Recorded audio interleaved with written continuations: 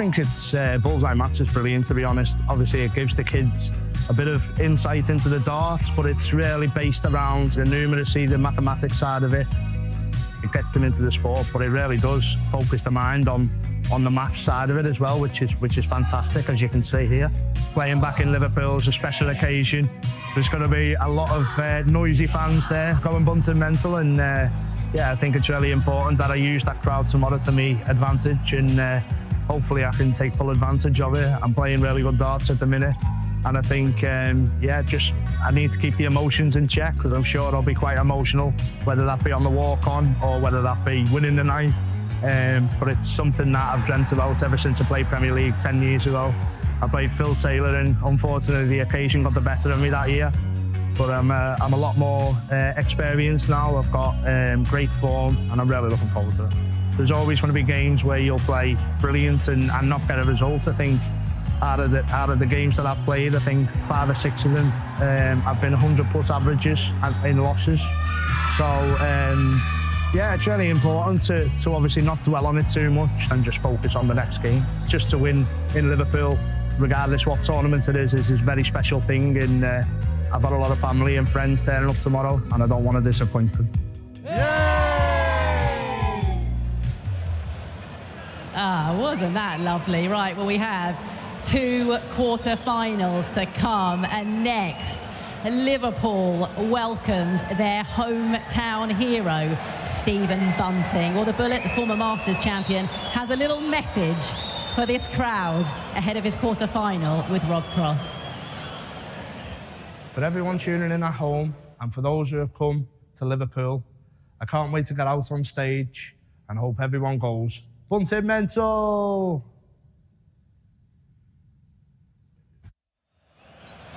I'm sure they will, to be fair. It's very loud in here already. Well, the main man is on his way out, and since knowing he was back in the Premier League field, when the announcement was made way back on January the 6th, well, this was the one he couldn't wait for. Well, he can do it in Berlin, but can he do it on a Thursday night in his hometown? Let's find out.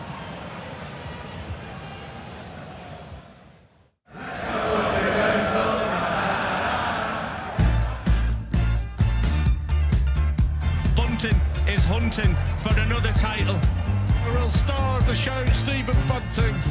Unbelievable steal. Stephen Bunting is a semi-finalist. The crowd are getting behind Stephen. He was never going to miss, was he? And he gets it. Stephen Bunting can do nothing wrong. The people's champ, as we call him. It's all about the bullet. Bunting is in dreamland right now.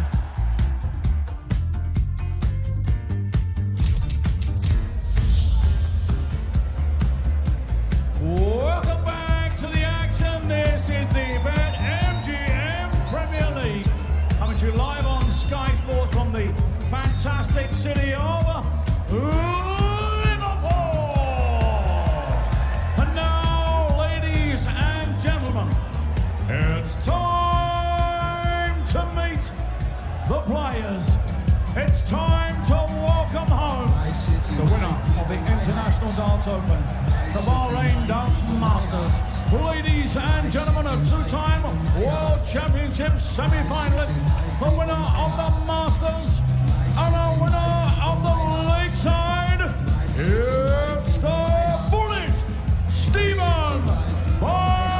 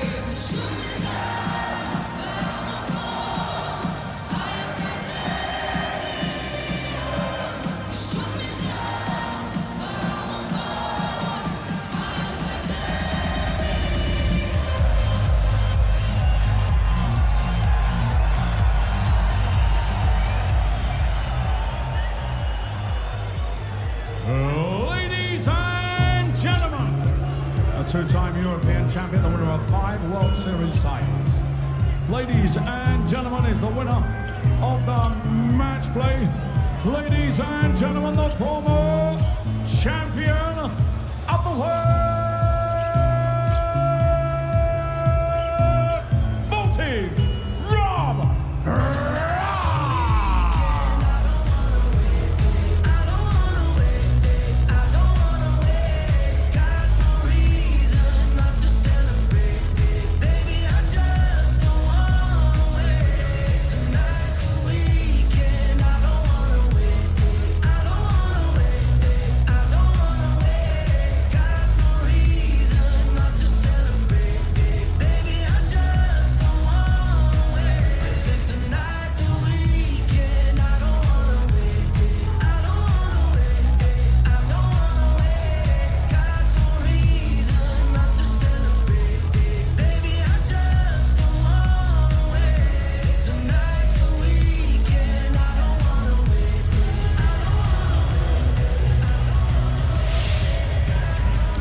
What a reception for Stephen Bunting, as we thought it would be. A walk-on really made for an atmosphere and made for a crowd like this, isn't it? Said it a minute ago, from the day of the Premier League announcement and when he knew he would be in this year's field, well, Bunting had earmarked Liverpool and walking out in this arena once again. Well, he's got his work cut out, hasn't he? But look, he is not out of the playoff race just yet. He's got a night win to his name, and then he made another final last week as well. So how will he fare against Rob Cross, who's on 12 points? Will have been really disappointed with last week, to be fair. Averaged over 110, but lost in the quarter-finals to Luke Littler. Was some display, wasn't it? But Voltage left the Netherlands with no points. So looking to add some here. Well, they both are, to be honest with you. Met only once this Premier League season. That was on the opening night 11 weeks ago. Cross running out 6-4 winner there. So how will it go this time around? Let's find out, shall we? In the company of John Parr and Rod Studd. Thank you, Emma. Well, if this Premier League darts season had started in week 9, Stephen Bunting would be top of the table and Rob Cross would be bottom. At the moment, Stephen Bunting is bottom because of what happened in the first 8 weeks. Now, this is a big night for Bunting. He's made that quite clear. And back in 2020, he played the very last match before the world shut down for COVID in the Premier League in Liverpool as a contender, and it was against Rob Cross. The match finished 6 legs apiece. You have my personal guarantee that this match will not finish in a draw tonight, and we get to watch it all in the company of the former world champion, Professor John Parr. John, those glasses give you an air of intellectual capacity. What do you fancy here? What is your thought process about this contest? Well, it tells me, my thought process that is, that Rob Cross has had the better of Stephen Bunting for quite a while now in any meetings, and he's going to feel pretty good about that. But my other kind of random thought here, Rod, is Stephen Bunting's nightly win came at the venue furthest from his home possible. Right. Geographically. So is the home advantage really an advantage, or will he try too hard perhaps? Well, Rob Cross with a smooth start here. There's no evidence from the data analysts, the statisticians, the soothsayers that there's any home advantage in darts whatsoever. It's a board up against a wall. It's not like football or other sports of that regard. There's no ground advantage. And let's see what happens here in front of our very eyes after we witnessed the miracle on Merseyside in the last match when Littler 4-0 up and with match start somehow lost to Van Gerwen, a match that Van Gerwen never looked like winning until he won. Yeah, it was incredible, improbable, and that's being kind result, and certainly a bit subdued the audience right now after that real display. I mean, they're probably a little tired out, but that 54 keeps this out alive. Needed the treble though, but it's going to be an outside sort of shot, 2 treble shot for Stephen here to try and hold throw. Cross famously went the 54 route on this outshot to win the world title. Bunting going the more conventional route, as John would call it. but not finishing. And Cross now with a 2-dart pop-pop combo here to take the lead. Double 6. Eastern side. Now bottom end of the board, southern end. And he gets it done. Rob Cross pinches the lead and breaks the throw. Second leg, Rob to throw first. Silences the auditorium. Maybe the most important thing, but in saying that, I think Rob Cross is maybe, of all the Premier League contestants or all players in general, is the most impervious to audience goings on. He just goes about his job so well. And he has ups and downs, there's no doubt, but I don't think they're ever really crowd-induced. And that has induced the crowd into a frenzy as Bunting hits the first maxi of this match. Rob Cross, runner-up in the Premier League in 2019, the year he won the match play. The year after, he won the World Championship. But without a nightly win in 2025. Like Van Gerwen. Well, yeah, and could that be the final tonight, John Part? Very well could be the final tonight, and would guarantee fourth straight week of a new winner. And we were talking about how improbable the last match's result is, but how improbable would that be? 4 consecutive new winners at this stage of the Premier League. Well, if Van Gerwen were to win tonight, it would be the 4th consecutive complete outsider of the 8-man field with the bookmakers going into that night, following on from Bunting in Berlin, Aspinall in Manchester, and Doby in Rotterdam. Have you ever heard the like? He wants 92. to tee it up with another 18 to leave. Double 16 for 2-0 here, Rob Cross, with this amazing head-to-head record over Bunting. They've met 18 times, 14 wins to Cross, 3 for Bunting and 1 draw. Couldn't find the second. 101. And this now for a nice 13-dart hole of throw without the pressure of having to hit this dart, but does. A really decent start to this match from Rob Cross. Averaging 107, having finished the 2 legs in a total of 28 darts.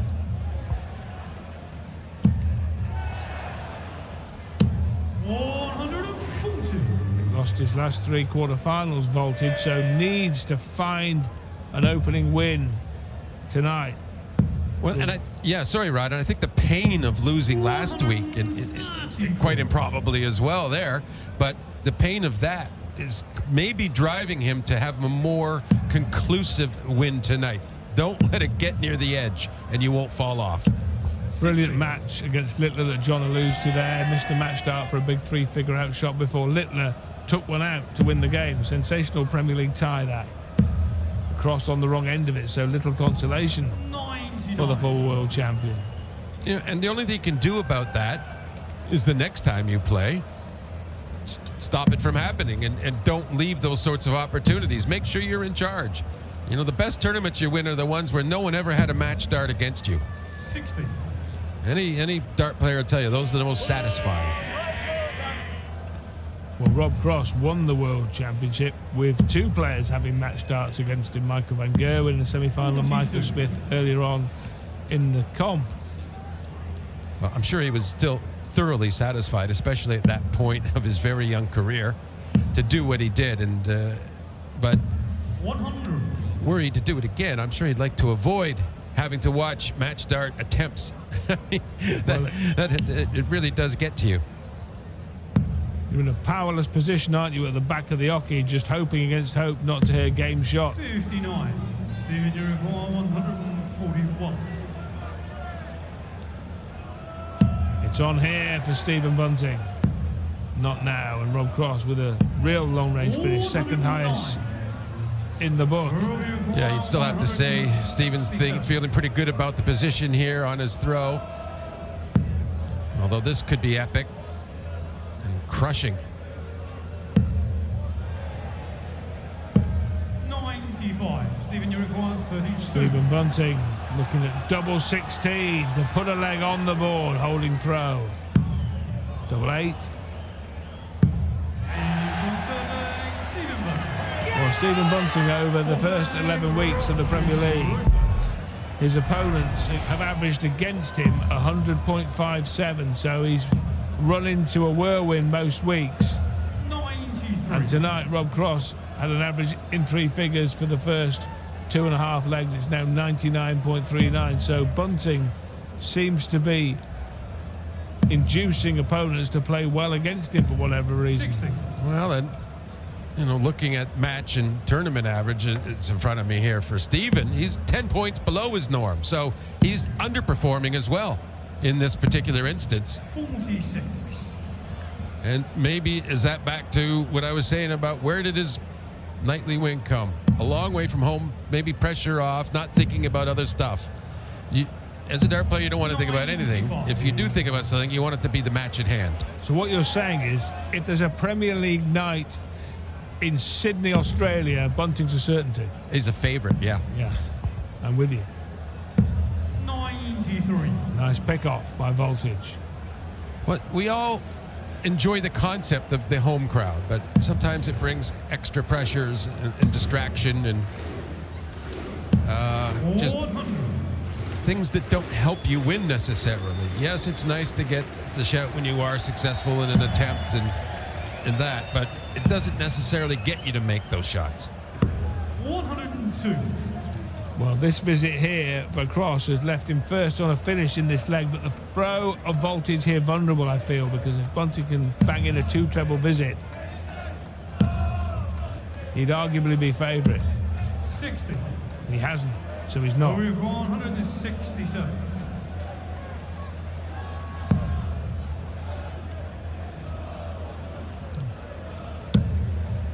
I'm a little surprised he went for the 19s first there. 91. Stephen not on a finish. I like to just, okay, let's treat it purely a setup shot and go from there. But Rob didn't do too bad a job. Got the 76, so 100. you can't say he imploded there, but he'd like to be better with Bunting at 86. He's only going to get one dart at double, and the choice will be double 18. His favourite double, but it does not dig him out. Stephen, you require 86. Puts him further in the hole, if anything. And that was his 18th dart, so kind of a lackluster leg here with the throw and not really imposing himself on Bunting, who's now taking full advantage. Needs that last dart to get in, though. 54.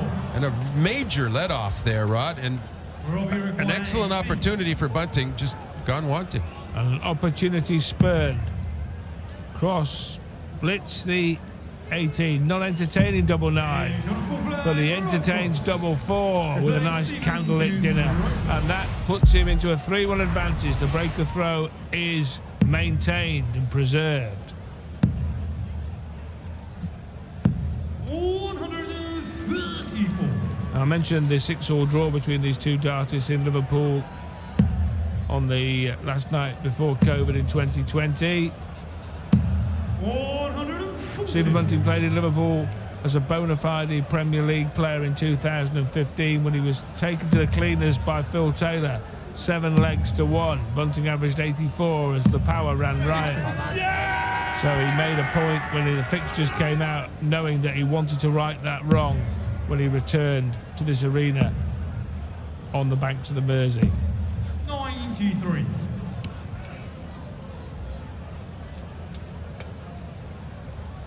He needs a big score here, trying to get to an out.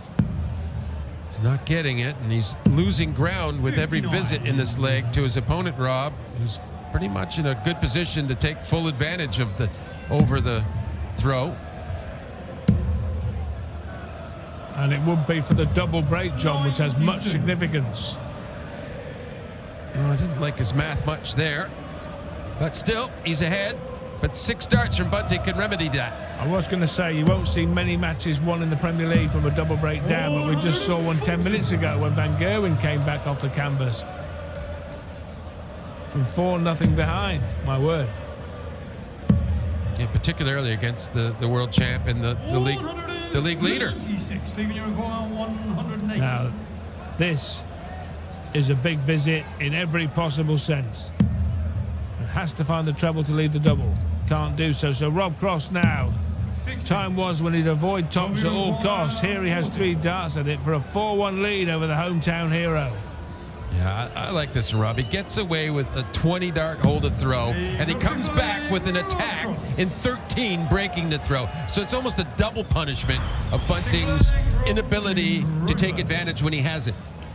5 legs down. Cross has won 4 of them and starts the 6th impressively, beautifully. 177. 6 legs are left, and Bunting has to win 5 of them. And we were talking about form and league averages, and Rob Cross is just about dead on his league average of 99 and a bit. And Stephen's still languishing 10 points behind his league average. So this scoreline is not a surprise based on the performance so far here.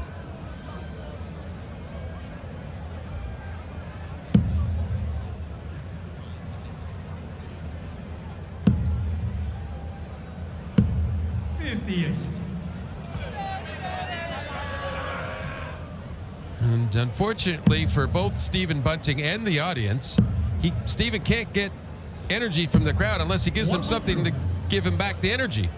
He's got to find something somewhere and ignite his support. You made the point about the average, John. 99 average for the tournament for Rob Cross, and there's only one man who can boast a bigger average for the whole tournament than that, and that is Luke the Nuke Littler with his 103 and change. So Cross is playing quite beautifully in this tournament without getting the results.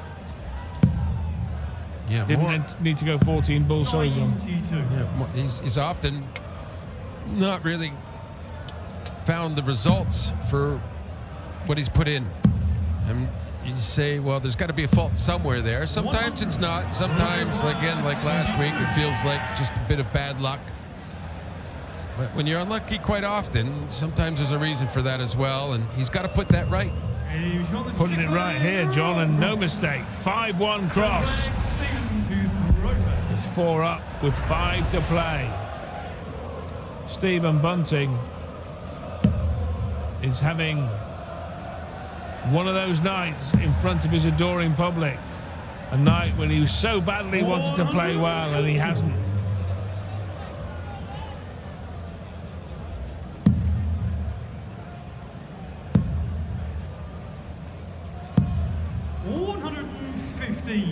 Well, and even when Stephen thought he might get some breathing room with a first start into the 1 for Rob, he comes back 2 treble 19s and keeps that pressure on Bunting.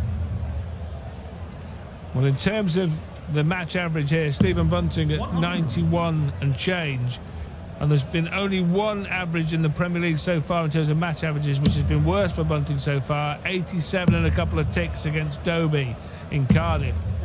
So he's having a real off night just when he wanted to be absolutely on it and at it. And Rob Cross is breezing through this tie up to press. Yeah, and part of that 100 average you're looking at there is very strongly backed by his 5 out of 7 on doubles. Very good, 71%. That is a sort of percentage that almost never fails to win. And when Rob Cross has dipped in this match, John, Stephen Bunting hasn't been near enough or accurate enough to take any kind of advantage. Yeah, that 4th leg, the 20-dart hold of throw by Rob Cross. And that'll be the real low point that Stephen Bunting might focus on looking back on the match if things finish off here. Rob Cross cast in the role of party pooper here in Liverpool and looking to rain on the Bunting parade here. 96. And he's left himself 50 if Stephen Bunting hasn't got a roof raised at the end of his right wrist here. 133. It's a great setup, but it may well be completely and utterly irrelevant. Rob Cross wants 50. He wants double 16 here. 2 in hand for the match to reach the semi-finals for the first time in 4 weeks. And there it is, Rob Cross with a darting demolition job as he railroads Stephen Bunting in Liverpool with a ton-topping average, voltage on target. in the first match. He wins by 6 legs to 1 to